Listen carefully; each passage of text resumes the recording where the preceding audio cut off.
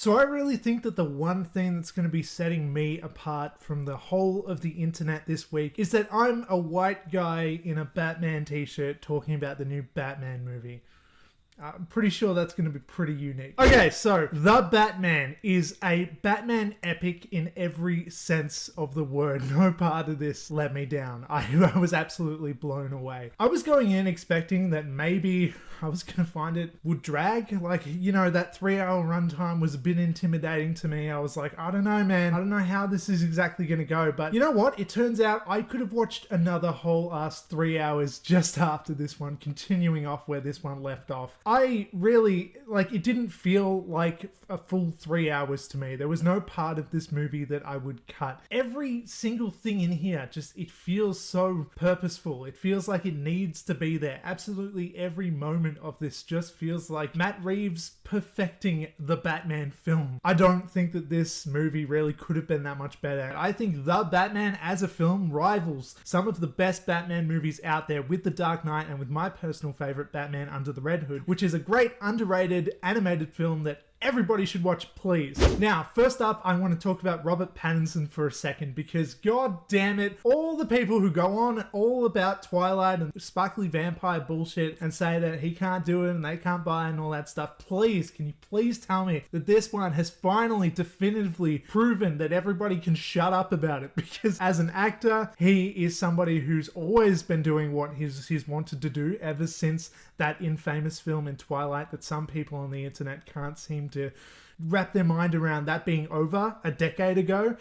I put up a video 2 or 3 years ago when it was rumored that he was going to be playing Batman in an upcoming movie, and I was like, yes, he is such a good choice. If you've seen any movies like Good Time, High Life, I don't know, some other indie stuff that he was in, you know that he is a damn fine actor. Well, come on. Now with The Batman, I gotta say that I think he has proven himself to not only be a great actor, but to maybe potentially be the definitive on-screen Batman for my generation. I really kind of do think that, and I think that it was really a really personal story for this version of Bruce Wayne, where we see where he's really coming from. I think that this is a perfectly articulated character, showing us the ins and outs of the DC comic book inspired character. I think not many other films really understand Bruce Wayne quite so well. One thing I will say is that he doesn't quite like do his best in terms of like not making it obvious that he's Batman when he is Bruce Wayne, because he has the same demeanor, the exact same like personality. Like with Christian Bale's Batman, he was smiling, he was acting like the dumb playboy so that everyone would underestimate him. But yeah, Robert Pattinson's Batman here doesn't quite do that. It seems so obvious, but maybe that's just because we know, right? He comes off as a bit like emo goth kind of guy, but I think it suits this version of the character. I love how he inspires the fear in the villains, just the petty villains on the street and everything that we see a glimpse of throughout this film. I love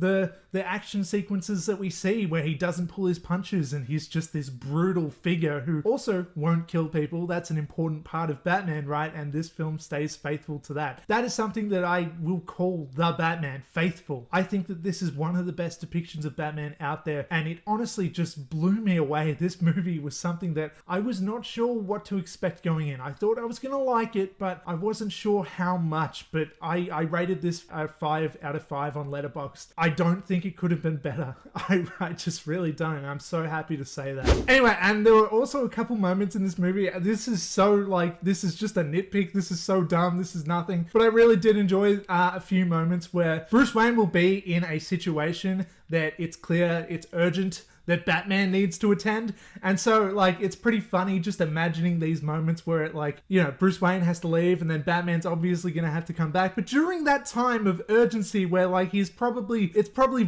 pretty vital that he's there, I just enjoy imagining that moment where he's putting on his eye makeup, he's putting on his eyeliner, and he's putting on his big ass freaking armor, Batman armor stuff and everything. Like, by the time he actually finally arrives again as Batman in that situation, whatever was going on is going to be over and like everyone's going to be dead or whatever. I just do find that kind of funny to actually think about. Of course, that's the suspension of disbelief that we kind of have to, forgive there when it comes to superhero movies and stuff. And it happens in a lot of them. You know, Spider-Man's always just like putting on the mask and whatever. Where's real close? Doesn't matter. Don't worry about it. He's Spider-Man now. And so yeah, that's about all I have to say. You know, I'm just saying this out loud like I've just seen this right now. I don't have any notes in front of me, just saying what I say.